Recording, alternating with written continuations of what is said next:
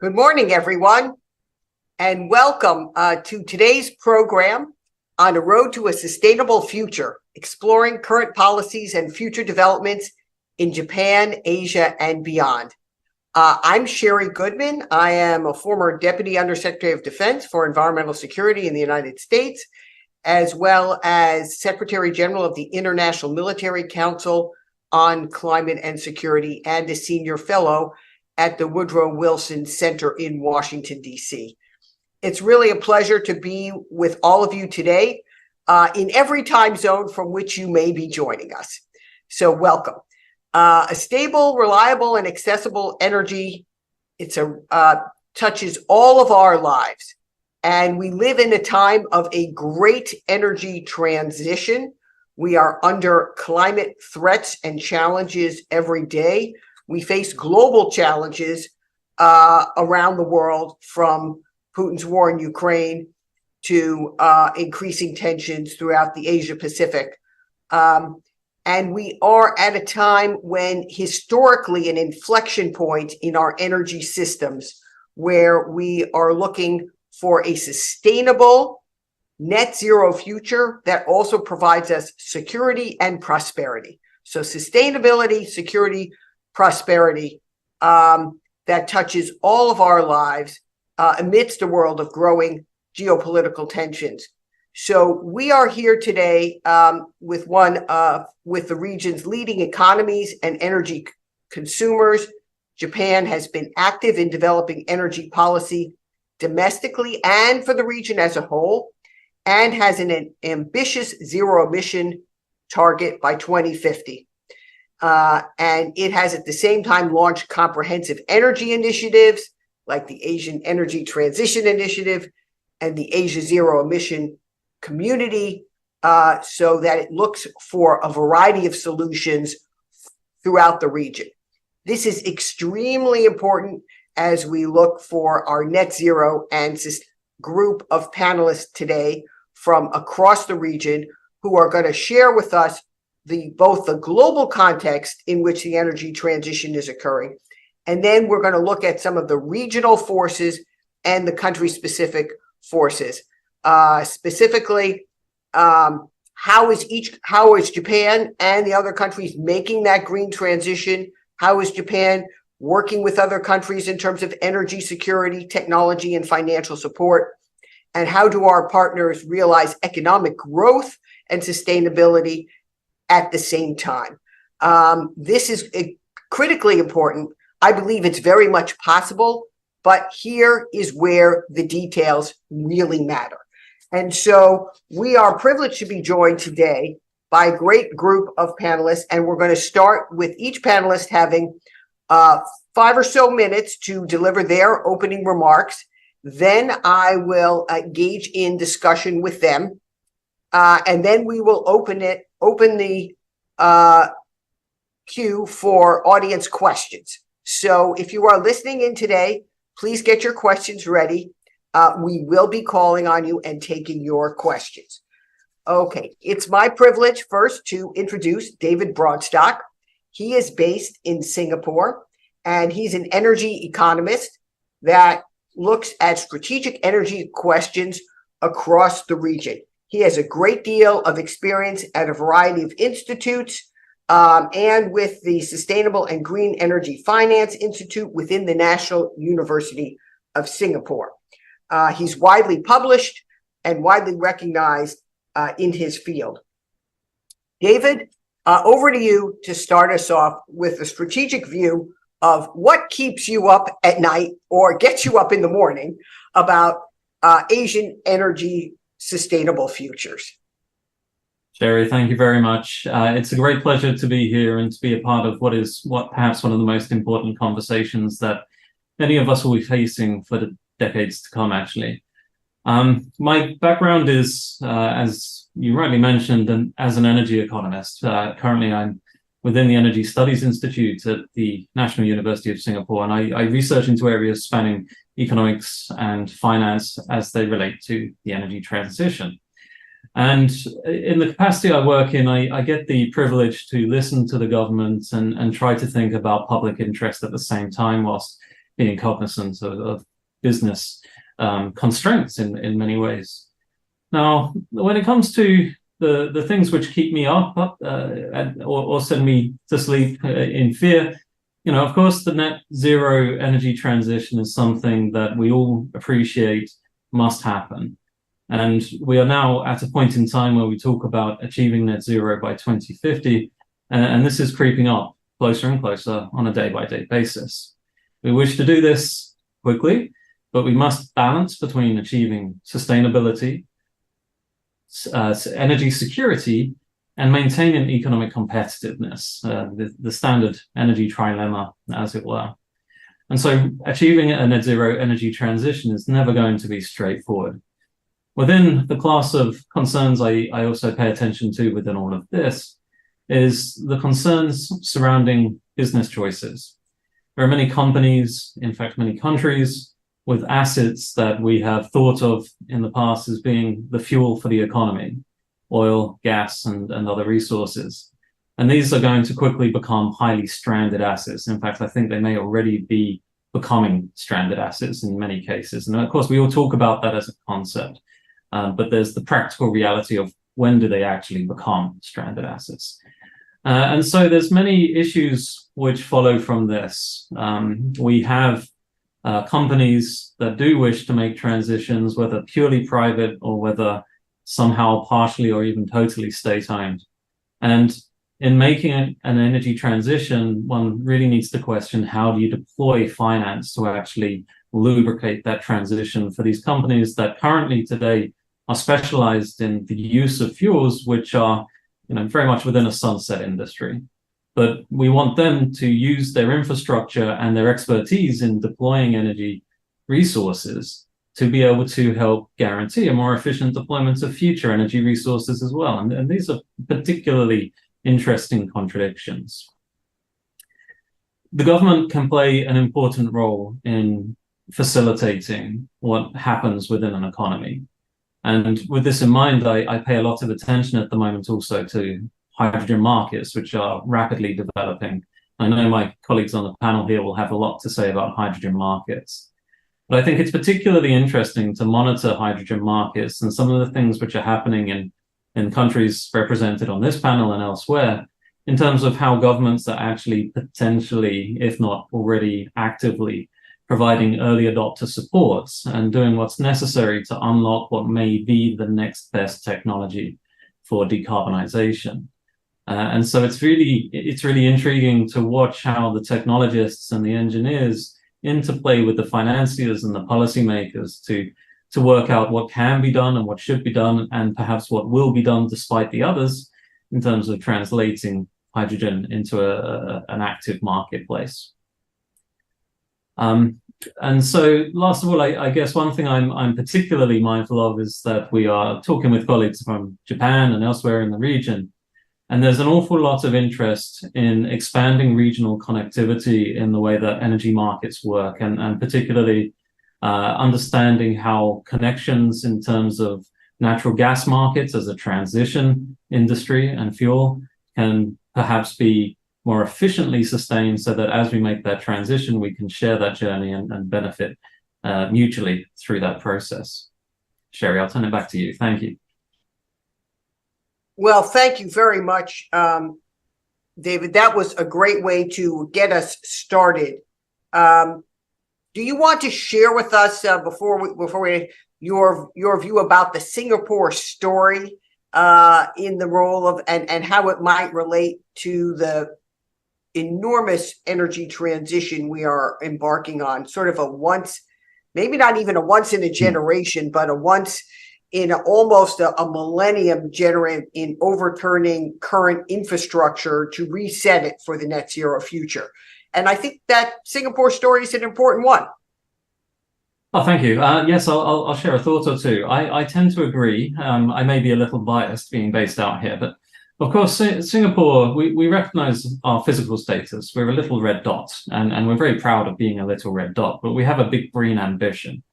And through the way that our economy has evolved, through the way that the institutions have formalized in recent decades, And through the prominent position we maintain in shipping routes, one of the largest shipping hubs in the world, and one of the most successful financial sectors in the world as it stands today, we have the ability to stretch our reach beyond that which the size of our economy might initially suggest feasible.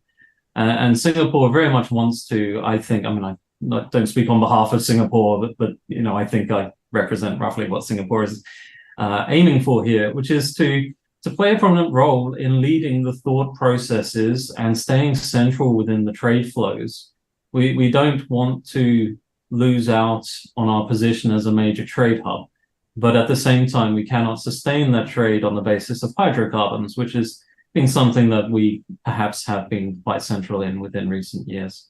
So Singapore, I think, has an important role to play as a thought-leading interconnector within regional growth of energy market cooperation. But we can't do it alone. We certainly need the other people, other nations represented here at this table, and those which are not as well. And so partnering together with those in Malaysia, with those in Australia, with those in Japan, that's something we are actively doing through multiple agreements.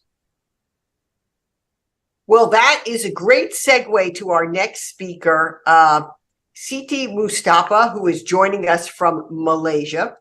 Siti is an academic and senior research fellow at the Institute of Energy Policy and Research, and has a great deal of experience in this area. She's also worked with the Malaysia Green Energy Technology Corporation. She's done in-depth assessments both on the policies and mitigation actions for the energy sector, and looked at greenhouse gas inventories and mitigation chapters for the energy sector of the Third National Communications to the UNFCCC. So she's got a great deal of experience both on the energy and the climate side, and working in Malaysia along with developing countries. I want to turn it over to you, Siti, to give us your view on the transition from where you sit in Malaysia and as representative of the developing countries this morning. Thank you and welcome. Thank you, Sherri, for the introduction. Good evening. Just let me say that I'm pleased to be here along with the other eminent speakers talking about the current policies and future development towards sustainable energy future. So in this context, I want to emphasize the importance of energy transition policies and development, especially for developing countries like Malaysia in achieving the Paris Agreement and also the net zero goals by 2050. So I have 3 points to highlight. First, the underlying objective that drive the energy policy planning. Second, the future development of the energy transition policies. And third, I will highlight on the significance of the international collaboration in supporting the energy transition initiatives. So on the first point, I think everyone would agree that when it comes to energy, we face a trilemma. So David also mentioned about this. And the trilemma is actually to balance the 3 crucial aspects: the energy security, the affordability, and environmental sustainability. And striking this balance is vital for creating a sustainable energy landscape. In Malaysia, the national energy policy has revolved around 3 key aspects: the energy supply, energy utilization, and environmental concerns since 1979. And last year, on 19 September, the Malaysian government unveiled the new energy policy, the National Energy Policy from 2022 to 2040, aiming to transition the country into a low-carbon economy. And the new energy policy planning has enriched the existing policy objective, aiming to enhance the macroeconomic resilience and energy security, achieve the social equitability and affordability, and ensure environmental sustainability. So by pursuing these 3 policy objectives simultaneously, so we aim to improve the availability, affordability, efficiency, and responsible stewardship of energy services for all people in the country, which involve responsible management of resources in energy production and consumption. So as we move towards a low-carbon future, this energy transition policy becomes very crucial. So it is not just about finding the alternative for energy sources, but it requires a fundamental transformation of the entire energy systems. So we must change how we produce, distribute, use the energy, embracing the innovation and sustainable practices for a cleaner and more resilient future. So that brings me to the second point on the development of energy transition policies for a sustainable future. So you see, Malaysia is a prominent player in the ASEAN region. So we are expected to face a significant surge in energy demand and population growth by 2050. So to tackle this challenge and embrace a sustainable energy system, we have devised the Malaysian Energy Transition Outlook. So with the support of ARENA, so this comprehensive report highlights the potential for achieving the net zero goal through a strategic emphasis on affordable local renewables. So electrification and energy efficiency in all demand sectors is becoming increasingly important to realize the net zero goals. So decarbonizing the electricity generation sector, currently reliant on coal, forms a critical aspect for this transition, and fuel diversification is the key. In this transition, we have set ambitious targets to boost renewable energy capacity. Our goal is to increase the renewable energy installed capacity from currently 25% to 40% by 2035 and to 70% by 2050. It's a very huge increase. And solar photovoltaic plays a leading role in this transformation, and we are also tapping into our diverse bioenergy potential to enhance sustainability. To integrate a high share of variable renewable efficiently and affordably, it is crucial to enhance the system flexibility and invest in assets such as demand response, application, and storage. And this means substantial investment in the power sector and grid projects in Malaysia. Like in many other countries, Malaysia recognized the importance of deep decarbonization technology such as CCUS, green hydrogen and ammonia, especially in the power and upstream sectors beyond 2035. So we have established various MOUs, agreements between Malaysian and Japanese companies as well as other countries to strengthen our capabilities in these technologies. So despite the promising aspect or prospects, there are still significant hurdles in investing and adopting these technologies. So market barriers and reducing government spending on fossil fuel subsidies pose challenges. So moreover, to comply with the global green standards is increasingly crucial to remain competitive as a trading nation. So to overcome these challenges, government and policymakers need to continuously address the market barriers by implementing supportive policies and providing incentive for renewable energy development. So that brings me to the third point. Despite the green technology and the green financing, I think bilateral and international cooperation are indeed crucial for supporting the energy transition, enhancing global supply chains, and fulfilling the ESG commitment. Japan plays a significant role in promoting this clean energy investment in collaboration in Southeast Asia, especially in Malaysia.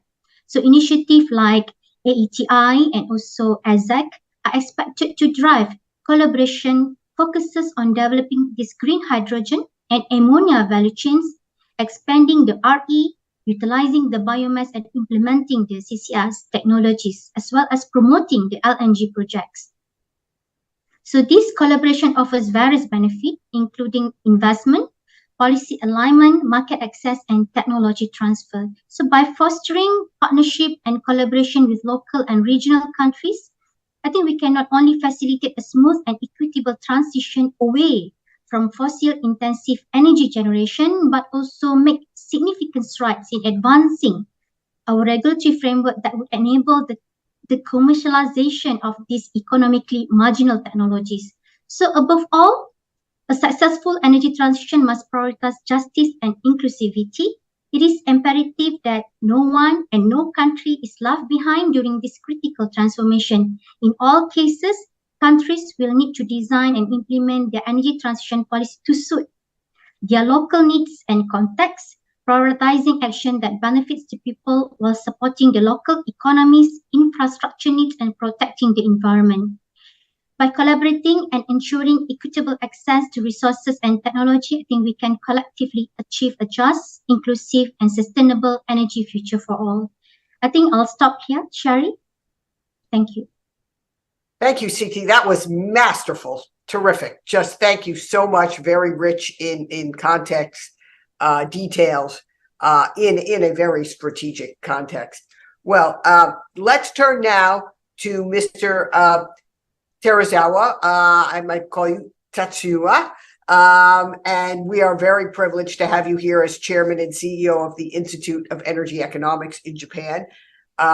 He has a great and deep and impressive background working on pathways to achieve carbon neutrality, but working both in and out of government over many years, serving in many important ministries, playing a crucial role in many summits, and being a key advisor to many, many parts of the Japanese government.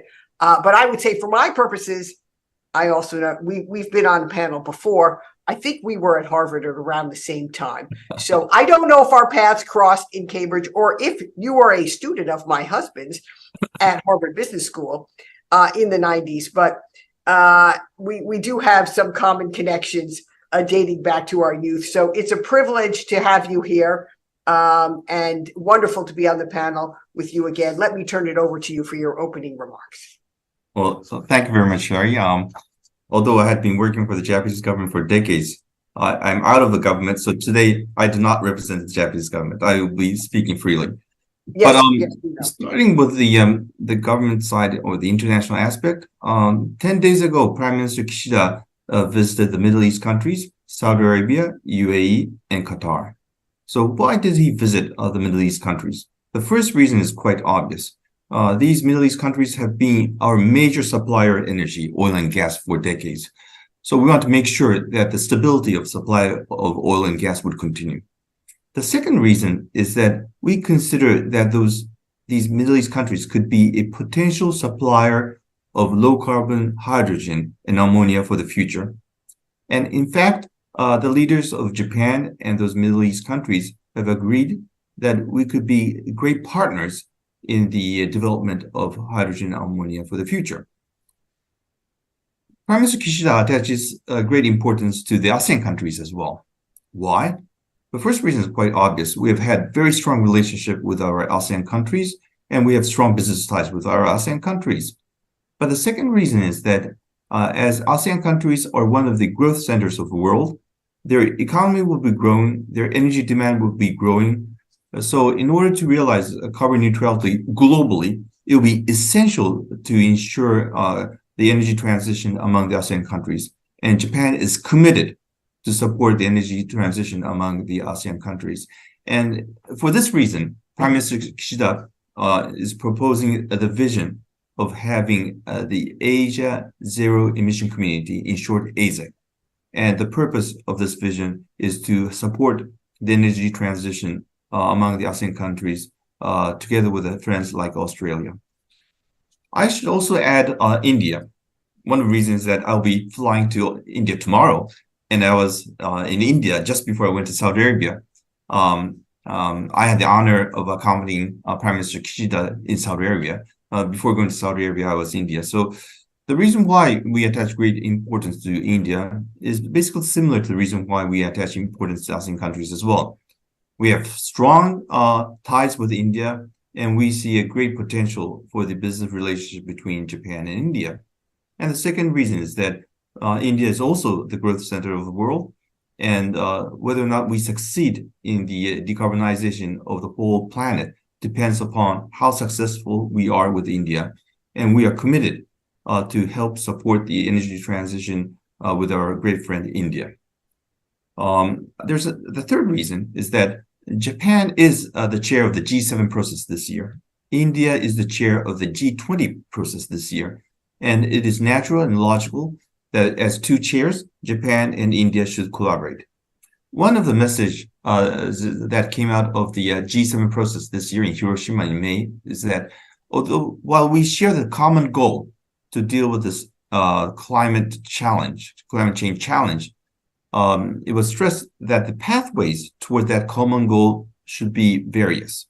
I think that is the message that came out from the G7 process.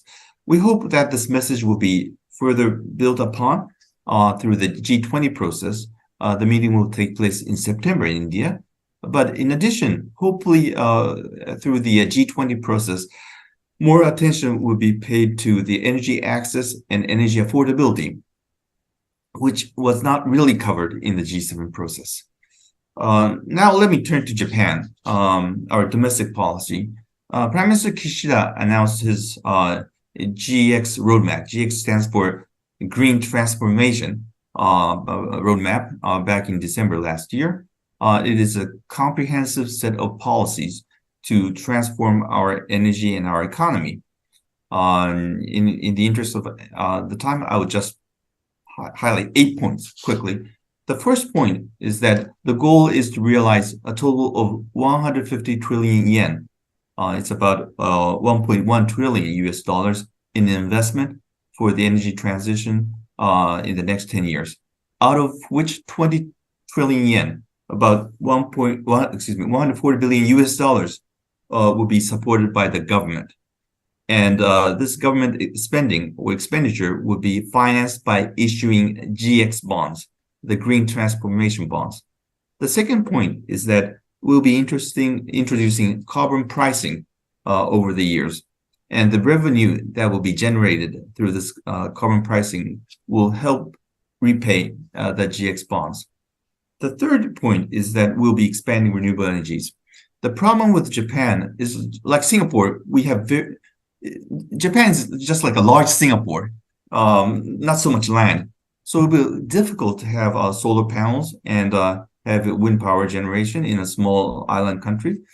So there are constraints in the expansion of renewable energies, but we have to maximize the use of land. So one approach is to construct long transmission lines so that we can utilize the power generated in the North Island of Hokkaido or the South Island, West Island of Kyushu, and send the electricity to the demand centers like Tokyo and Osaka. The third point is that we'll be accelerating energy efficiency. Japan has been the leader in energy efficiency, but we have to do more. And in order to do that, one area that we need to work harder is to ensure that the buildings will be much more efficient. And we are trying to ensure that we will have net zero emission buildings and housing in the near future. And we will also make sure the appliances, appliances to produce hot water or heat will be less carbon emitting in the near future. And the fifth one is hydrogen and ammonia. Especially to decarbonize the hard-to-abate sectors, we consider hydrogen and ammonia would be the key. And but it is not easy. One of the difficulty is they are very expensive. So no one is going to use hydrogen and ammonia if they are left as is. So the government of Japan is determined to introduce a system, a framework to offset the cost differential between hydrogen, ammonia, and other conventional energies so that we can create the demand. At the same time, we need to ensure that we would have the supply chain, the infrastructure of to supply hydrogen, ammonia. So we will be engaged in demand side policy as well as supply side policy to realize the potential of hydrogen and ammonia. The sixth point is that the CCUS. What I mean by CCUS is that we will do our best to reduce the CO2 emission, but the reality is that CO2 will still be emitted in 2050 or even beyond 2050. So we have to find ways how we deal with the remaining residual CO2. And that's the reason why we have to capture the CO2, use them, or store them. That is CCUS. And we are committed to develop frameworks for the domestic CCUS, but we are looking forward to having bilateral international framework to realize CCUS. The seventh point will be nuclear. After the nuclear accident in Fukushima, we have faced difficulty with nuclear policy in Japan. But finally, Prime Minister Kishida made a change in the Japanese government's policy toward nuclear. And now we are extending the lives of the existing nuclear power plants. We are restarting many of the idled nuclear power plants. And now he's even talking about the potential possibility to replace the existing nuclear power plants. We consider nuclear as a very important, low carbon, dispatchable energy. And in spite of the difficulties we're facing, our government is committed to push ahead with nuclear. Finally, the eighth point is to ensure that we have resilience of our supply chain. When we talk about energy security, we tend to think about the stability of supply from the Middle East. That continues to be the case, but for looking at the future, we need to make sure that the resilience of the supply chain for clean technologies such as batteries and also the critical materials or minerals used to produce those clean technologies, those supply chain should have to be resilient. And this is the area in which we need to have international cooperation. So as I said, Japan is committed to support the other Asian countries in their energy transition, and Japan is committed to make the energy transformation domestically through a comprehensive set of policies. I should stop now. Well, that was excellent, Tatsuya, and very comprehensive. Now we really have a deep understanding both of the growing multilateral and international cooperation Japan is undertaking to make the transition across many sectors and the specific policies of the current prime minister and the government. So that's very important as well. And that gives us a good reason to turn down under to Jeffrey. Jeffrey Wilson, who is joining us from Australia, the Australian Industry Group, where he is Director of Research and Economics, and he leads the economics team. He represents Australian industry as it looks to make both the green transition and the large-scale industrial transformation, sort of the once-in-a-lifetime replacement of critical infrastructure to support that green energy transition that affects so much of both Australian and global GDP. And Jeffrey, over to you. Thank you very much, Sherri. And look, thanks to everyone for coming to this session and to these esteemed panelists. Despite my Australian accent, I'd like to start my remarks tonight by really talking about the industrial uplift that's going to be required to support the clean energy transition that we've all been talking about. Look, it's now a settled matter that our energy systems and economies need to go net zero within a generation. And practically, this is going to require the removal of hydrocarbons and their replacement with something else from a dizzying array of economic systems: energy generation, energy grids, our industrial processes, our agriculture sector, and our transport networks.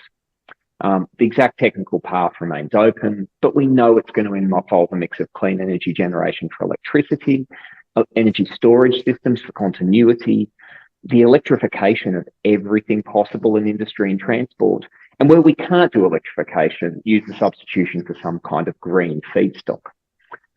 In short, this is going to require the complete rebuild of most of the world's primary and secondary industry. Globally, the replacement of about 35% of GDP to do.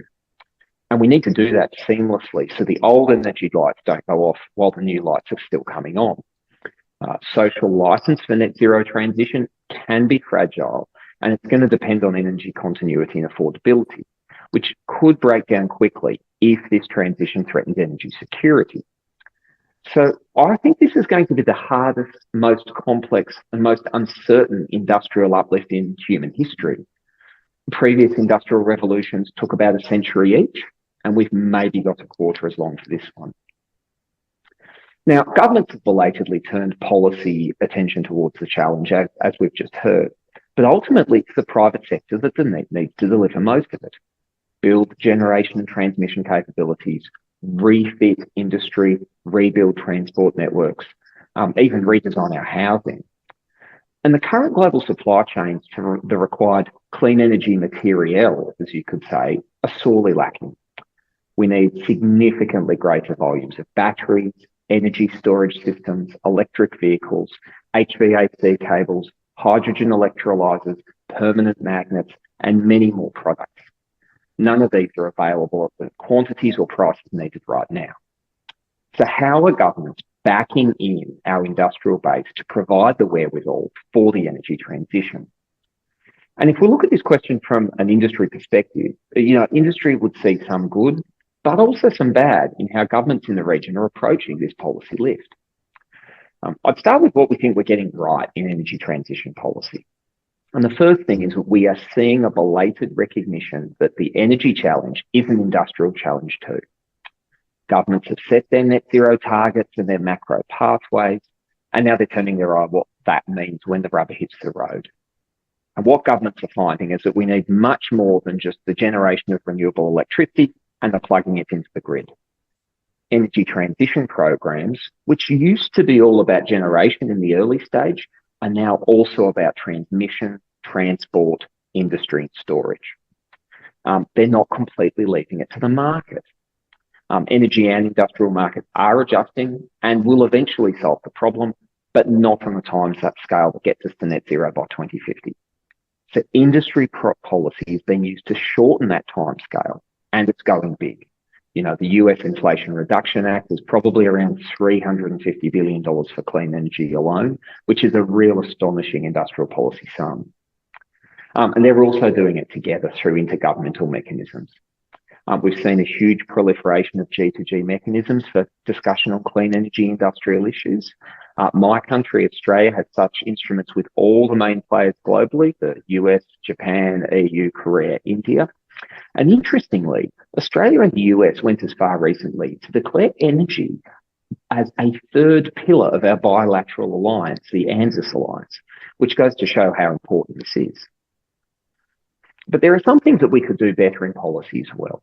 And one concern from industry is this view about net zero in one country. There's this worrying tendency to focus on our own transition requirements without recognising that the climate blame is global. Look, take my country, Australia, for instance. We produce 1% of world's global carbon emissions. Australia is likely to do far more for the climate lift by, frankly, flooding the world market with lithium, nickel, rare earths, and green hydrogen, even if we don't cut our domestic emissions at all, than if we did the opposite.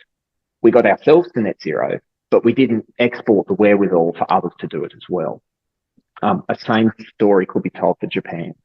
In the long run, many of Japan's gifts to the climate is going to be to lead decarbonisation in some really tricky areas that are hard to decarbonise, particularly petrochemicals, green steel, and the establishment of hydrogen markets. Now, ideally, we do both, get our own house in order and help our neighbours roll logs. But the point here is there's only one global atmosphere, and it's not just about hitting your own domestic transition. We do fear that governments may be going too hard on subsidies and too light on other regulatory factors. We are now effectively in a global subsidies race post the Inflation Reduction Act, with every government shoveling cash at the clean energy supply chain. Great. But we currently live in a highly supply-constrained world with huge inflationary pressures on industrial products. And all subsidies do is create demand, not supply. So if we don't also look at building the industrial capacity for these, all these green energy subsidies are going to do is bid up the prices for the limited supply available. And finally, we'd also worry about beggar thy neighbour clean energy industrial policies. Too often, some of these efforts are in effect neo-mercantilist, designed to grab clean energy industries from others. The US Inflation Reduction Act is an example of this, with some very complex local subsidy rules requiring various things to be made in America. The effect in some cases has been capital flight out of other countries into the United States. And in Australia, very few of our manufacturing projects can now get investors because global capital wants to go back to the United States to farm the IRA subsidies. I certainly wouldn't want to labour the American or IRA case, however, because a lot of countries have gone down this path as well. China's known to massively subsidize its solar industry and also the EV industry. Even the European Union is threatening its own retaliatory subsidies against the US if some kind of special bilateral deal is not made. But the underlying questioning here is, do our clean energy subsidies actually lead to faster industrial upgrading and transition than would have been the case? Or are they just shuffling the deck chairs within existing value chains, grabbing this transition quicker off others that might otherwise be insecure, unsustainable, and underscaled? Hopefully that's some useful food for thought, and thanks everyone for your evening. Well, Jeffrey, thank you very much. Very well stated. A little bit provocative, but that's what always makes for a good discussion. So let's jump right into that. And I think let's start with sort of breaking down this question as we move through the energy transition. I'm going to sort of start where Tatsuya left off on supply chains, and not just supply chains for minerals and materials, as Jeffrey talked about Australia providing so much of to the world, but the whole shift in all of the energy supply chains, starting with you, Tatsuya. You said recently you were in the Middle East because the supply chains now for gas and oil has shifted from Russia more to the Middle East for the Asian economy.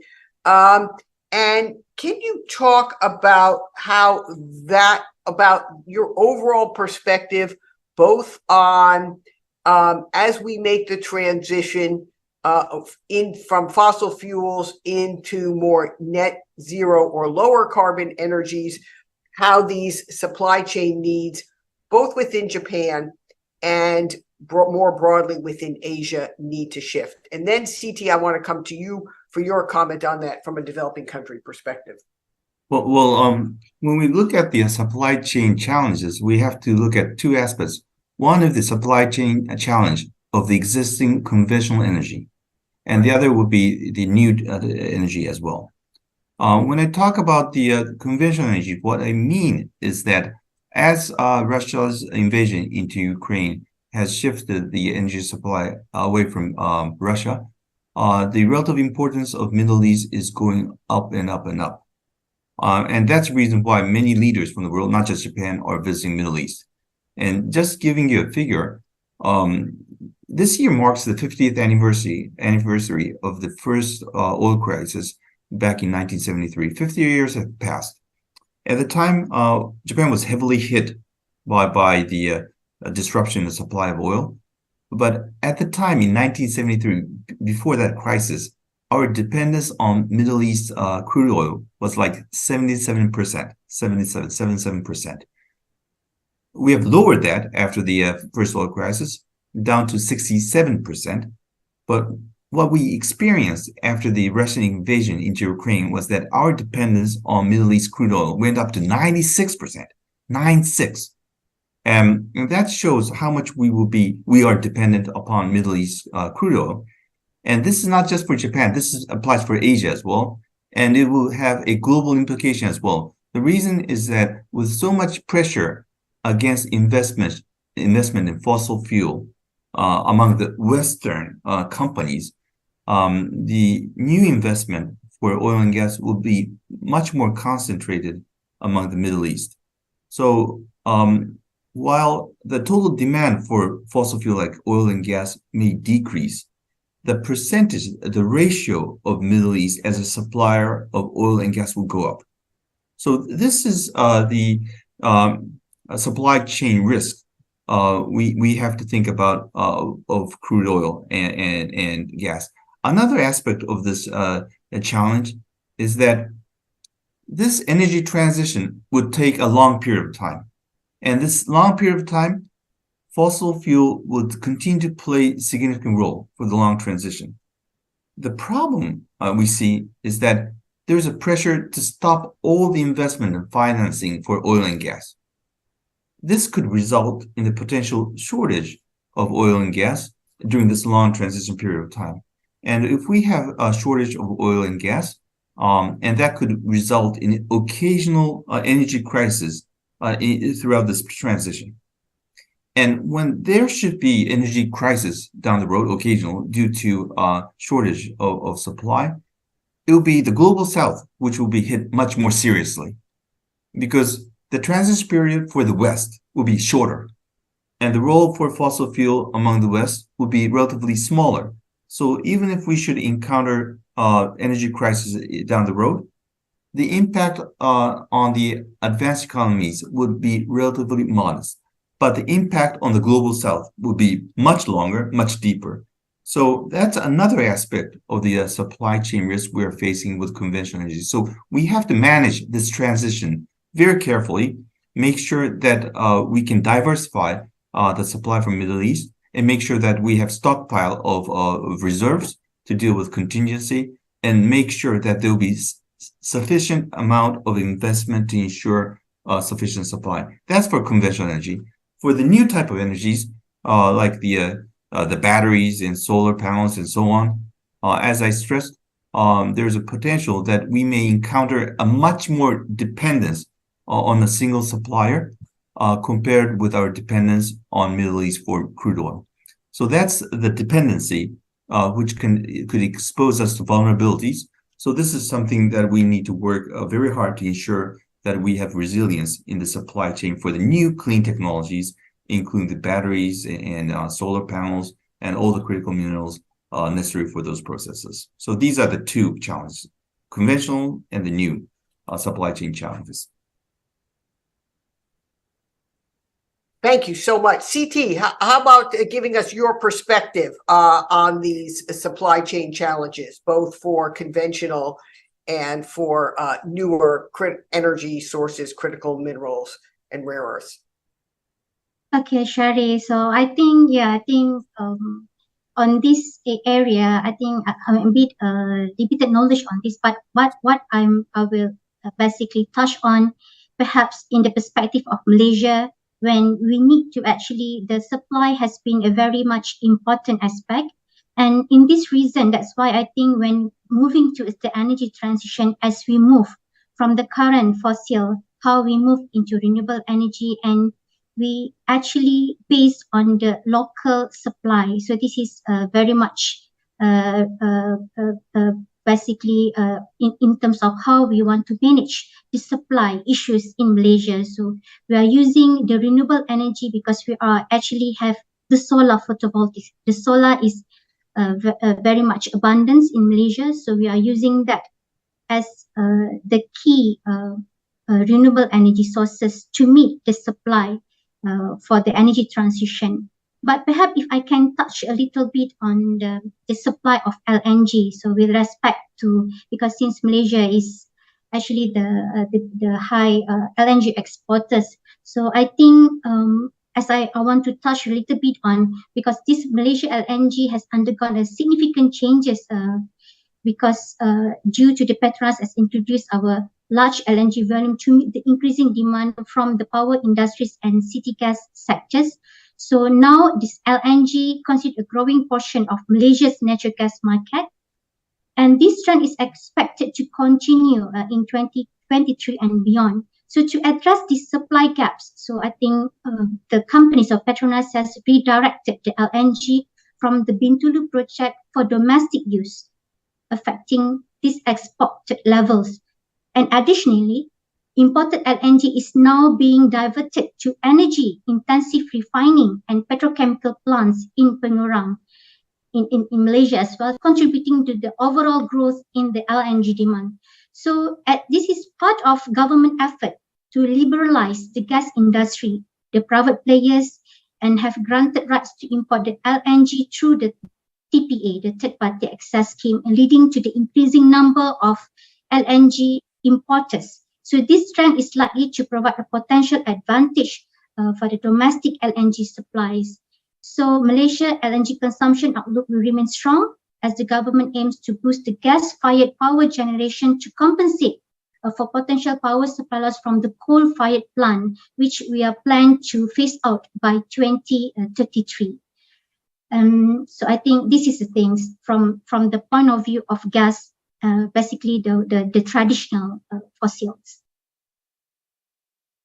Well, thank you, Siti. Yes, of course, first it's most important to move off high-emitting coal into gas. And then the next transition that we've talked about, and I want to bring David now into this discussion, is hydrogen and the possibility of creating more broadly across Asia hydrogen hubs. And speak to how that, in your view, David, can help facilitate this transition from higher emitting to lower carbon and eventually net zero emission energy. Yes, Sherri, thank you. So I think, on this panel so far, we've had lots of discussion which highlights that countries at the moment are unclear on the precise pathways which will be unlocked. We seem to be on the cusp of technologies which may be there, and hydrogen is one of those central technologies in that discussion. And what tends to be the case, more so now, I think, than in previous years, is that economies are planning for multiple pathways today without a clear realization of exactly where we might be going tomorrow, knowing where we need to be in 20 years from now.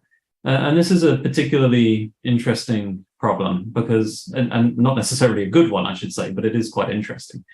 But it's an intriguing challenge because we really must accelerate the transition. We need to bring forward the pathways as early as possible.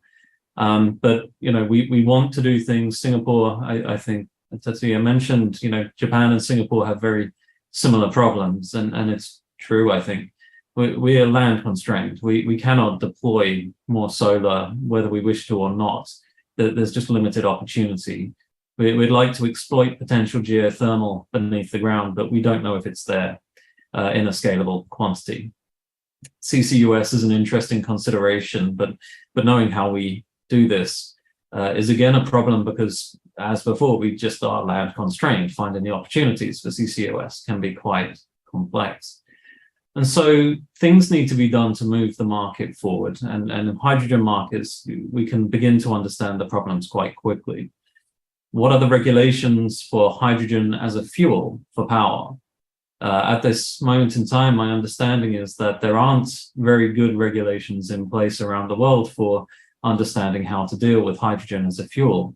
And then where are the markets for hydrogen as a fuel? Typically, when it comes to the market structures that we look towards for fuel commodities, oil and gas being particularly good examples, we have quite mature market structures that involve a combination of trade that involves short-term trade to meet short-term needs, complemented with long-term trade agreements, which can span decades in some cases, but quite often have a very organized market that only stretches a few years ahead. And these are not in place. And should they be in place? And are we even having those discussions? And so, I think the issue with hydrogen is that we really are at a point in time where maybe it's necessary for governments to push things far enough so that we can have an expansion of test beds. And Singapore is a place where we are doing this.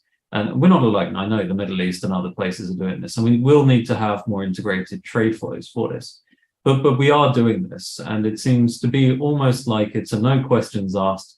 Let us know what's required to get a proper testbed in place so that we can see if just a little more government support can turn an infant industry into a commercially viable, mature industry within the near term.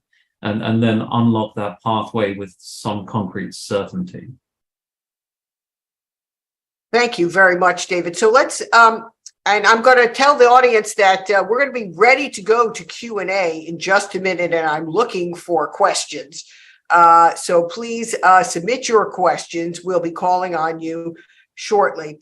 So this invokes, I think, we've had this discussion about, the need both for investment and for new regulatory structures as we bring new markets, new energy online.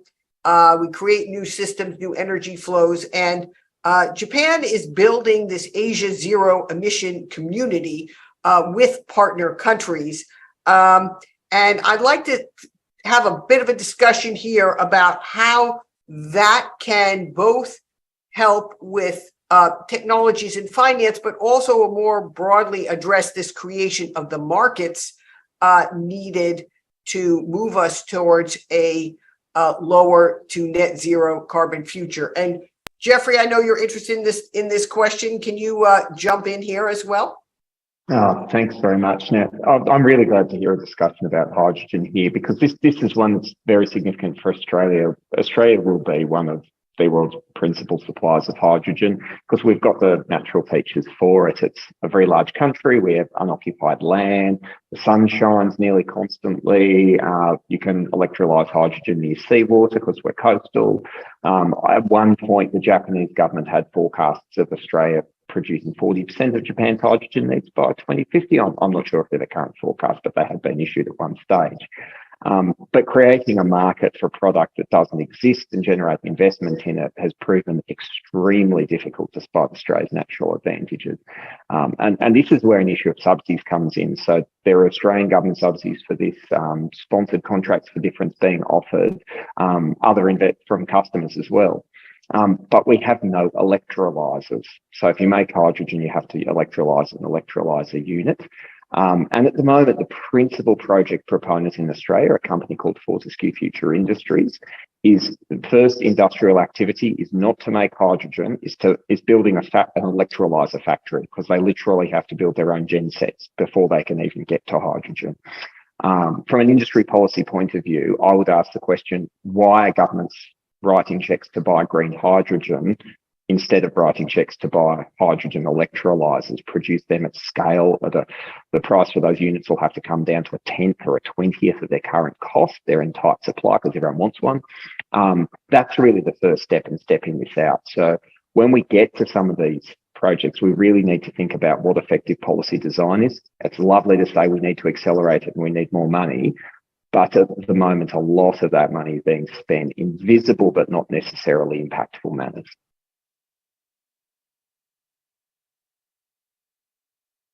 Great. That's super important. Thank you very much, Jeffrey. So now we're going to turn to some questions from the audience, and let's start with. Do you think that the push for sustainable approaches to development is in some ways unfair to the developing or least developed countries? How can we ensure justice and inclusivity so that other countries are not left behind?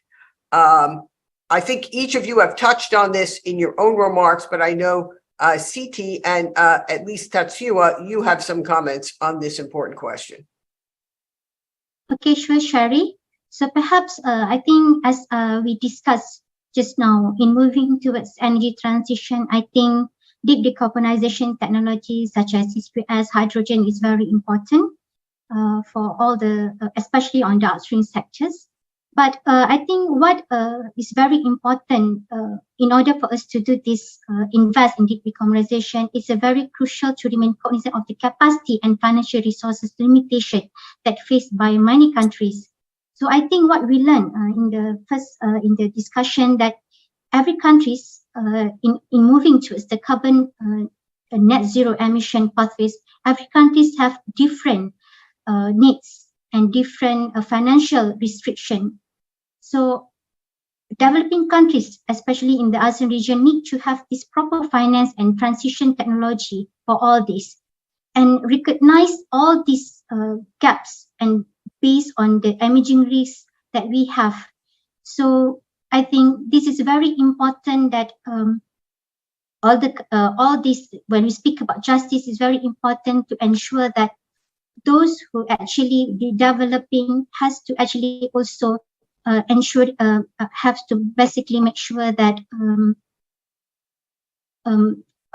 all this technology, how the financial is actually the issues, and how to actually to ensure justice. For example, giving you an example, for example, when we speak about having this kind of energy transition, and for example, if we have certain during the pandemic, for example, Malaysia, in the case that we have actually Malaysia's energy import and energy trade balance were affected by disruption in all these supply chains. So basically, the focus is basically to recover the health and also the economic crisis, and to balance the national energy need for the supply affordability and also the sustainability. So recognizing this, the substantial gap and emerging risks that persist in all this global energy, we believe that the international cooperation and solidarity is essential to support the economic diversification towards the global transition. So what I mean here that the countries with less dependence on fossil fuel production and greater capacity to navigate transition should take the lead to phase out the fossil fuel production while providing the support to those countries with high fossil fuel dependence and low capacity. So this is how we can actually make sure that the energy transition is just and inclusive, to make sure that to help through the bilateral and also the international cooperation that we have with the developed nation. I think this would help to ensure the energy transition justice and inclusive. Thank you. Should I respond? Yeah. Yes, please.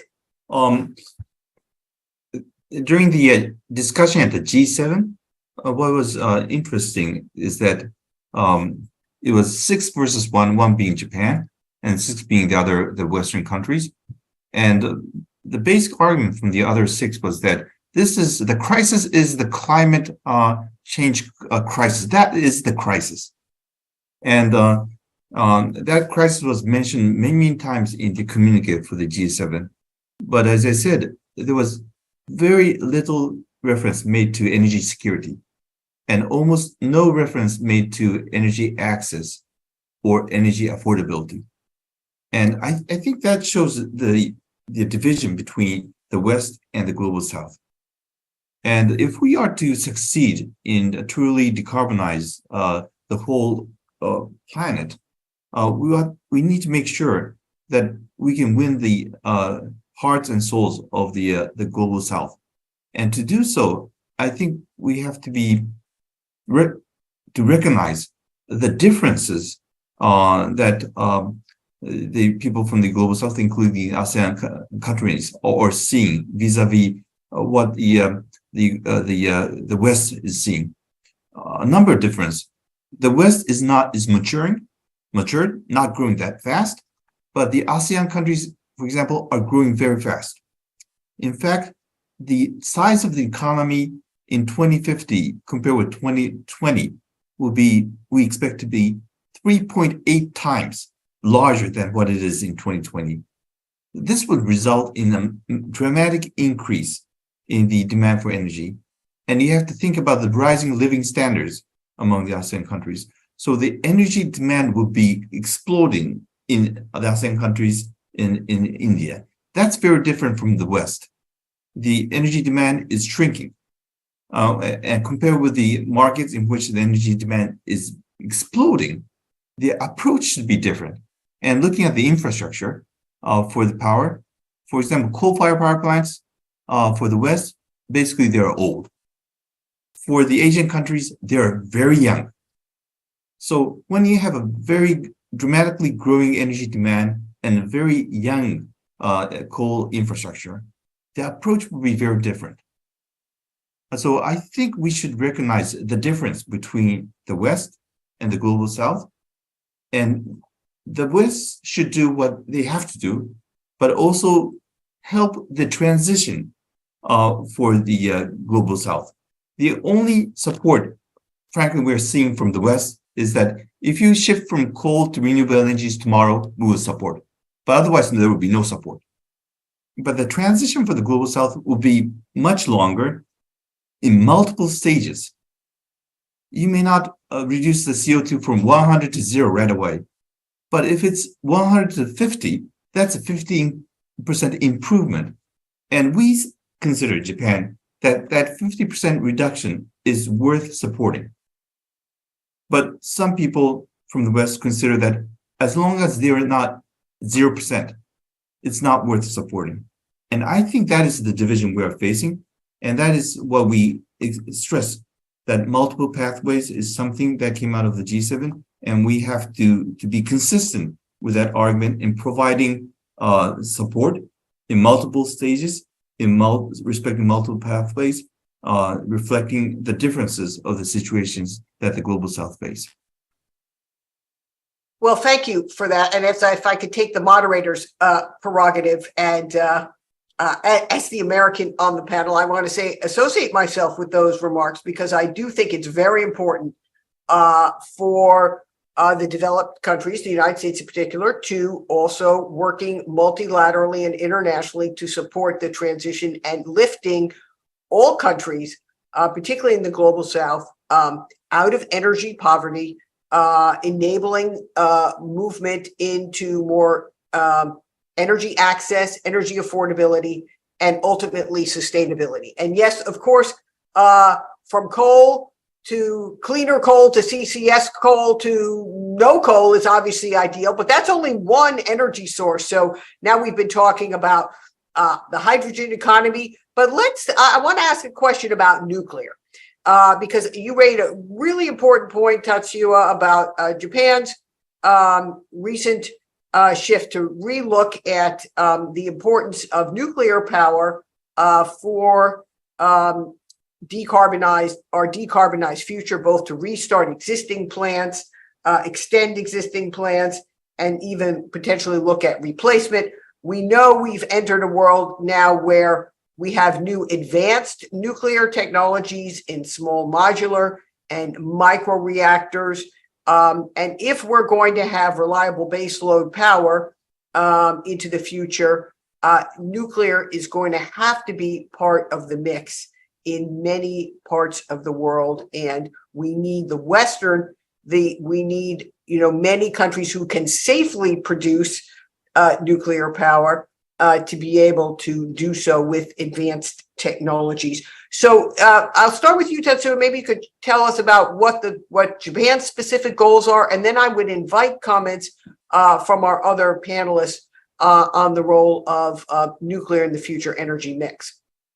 Well, for the short term, considering the rise in the energy cost, the quickest way is to utilize our idled existing nuclear power plants. Because the capital expenditure is already there and the nuclear fuel are staying there. So the additional cost will be nearly zero in utilizing or restarting the existing nuclear power plants. So it is quite clear, I think, logically, to restart the nuclear power plants and to extend the lives of nuclear power plants as long as the safety is proven. The big question is about the future role of nuclear. Whether or not we will be replacing nuclear power plants. This will be a much bigger, more difficult question.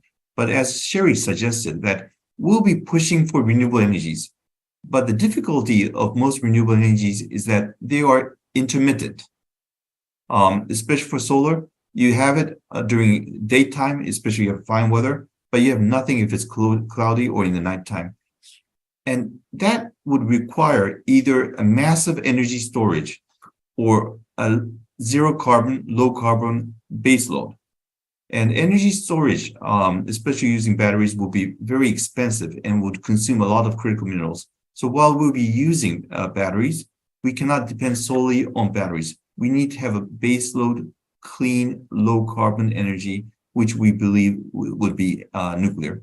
And I think this would be the conclusion that many countries would be reaching if they go through logical thinking. In Japan, facing that nuclear accident in Fukushima, we had so many psychological impediments to get into discussion. But I think we are coming close to the conclusion that if we are to realize carbon neutrality, if we are to realize energy security, we would have to have at least some significant portion of our energy mix through nuclear. And we believe that will be applicable to many of our Asian countries. And it would have been much difficult if the option were just large-scale light water reactors, which would require massive amount of capital. But with the introduction of small modular reactors, SMRs, I think we would have much greater range for options for many countries, including our ASEAN friends. So I think it is time to consider the option of nuclear, especially SMRs, among our Asian neighbors as well. Great, thank you. Does anyone else want to comment on that particular subject?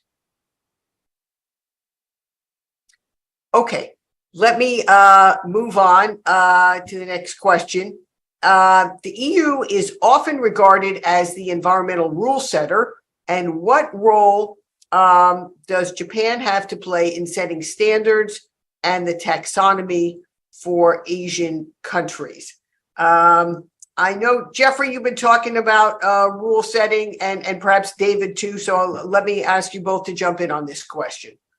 Oh, certainly. Thanks very much. And look, I think Japan's had a really interesting market making role recently in the past in my country that's of reference here, which is the seaborne LNG trade. This was made in Japan in many respects, and addressing energy crisis problems that Tatsuya has mentioned earlier, that developed an entire set of industries. We needed offshore LNG, we needed compression for that, special container ships that were pressurized that could send it at cost from Australia to Japan, receiving terminals to bring it in on the other side. So there was an entire industrial value chain that had to be built, not just the gas. The Siti two only been sent by pipeline mostly around the world. In many respects, hydrogen looks like a similar engineering challenge. There's different properties to it. The ships have to be more reinforced.